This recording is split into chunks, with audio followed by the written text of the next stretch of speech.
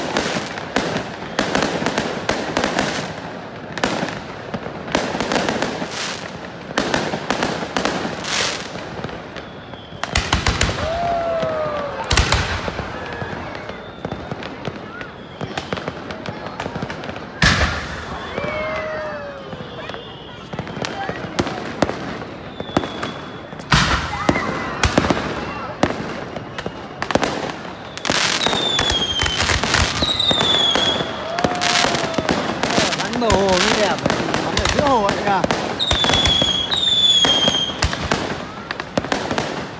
Bắn ở giữa hồ thì xung quanh coi anh đúng không?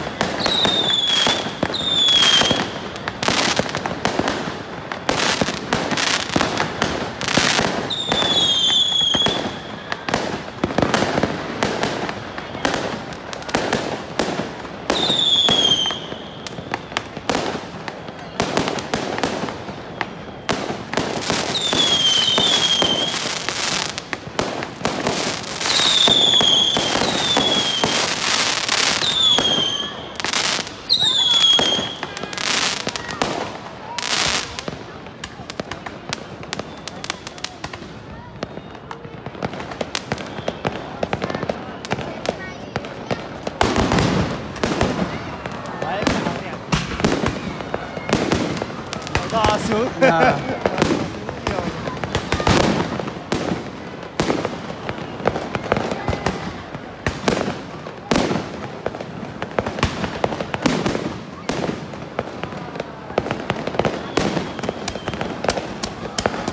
Có sáng đấy à? Sáng được trời.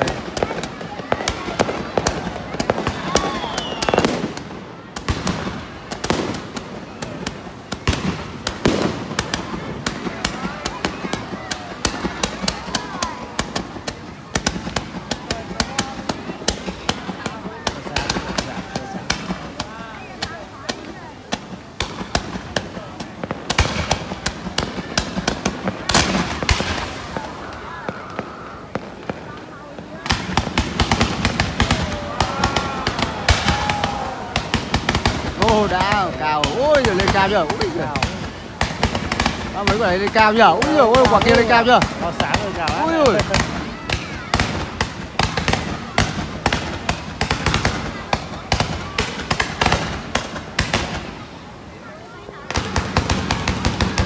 Lên cao chưa, ui giời, ui. Đấy bây giờ bắt đầu gọi đẳng cấp này. Đấy gọi đẳng cấp này.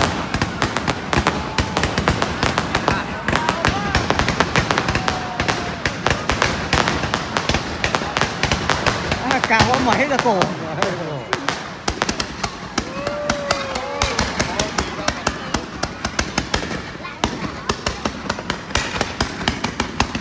Ôi ngồi xuống đây mỏi cổ quá.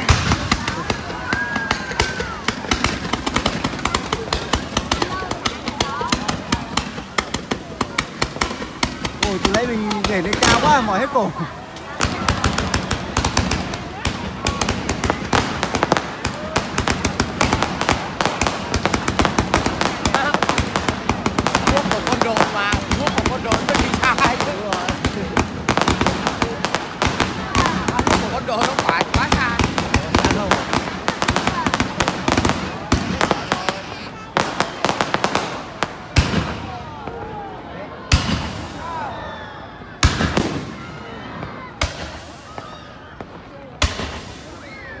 Xịt rồi, xịt 2 quả này. Không phải đâu, cái kiểu nó vậy.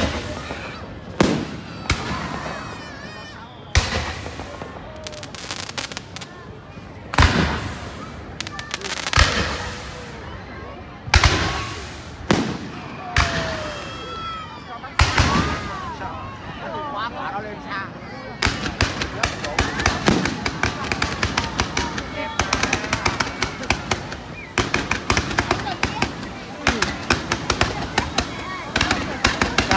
Cao á kìa. Cao nhờ. Cao á.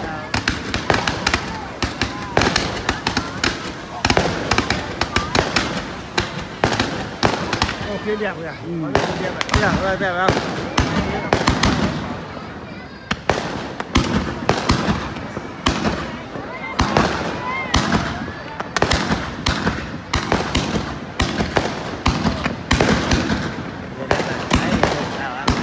Bắn trên hai bên.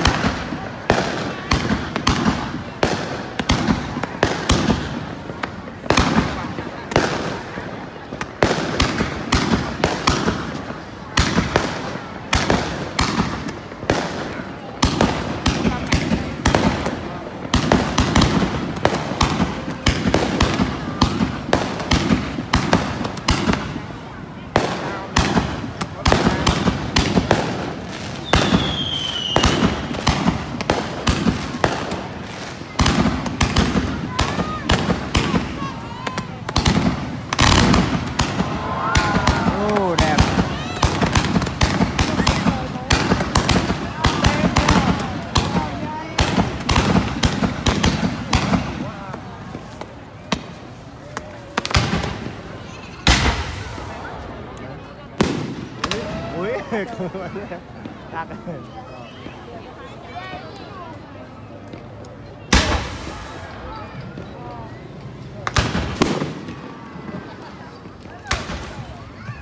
giời, lên cao chưa? Ui giời. Khiếp.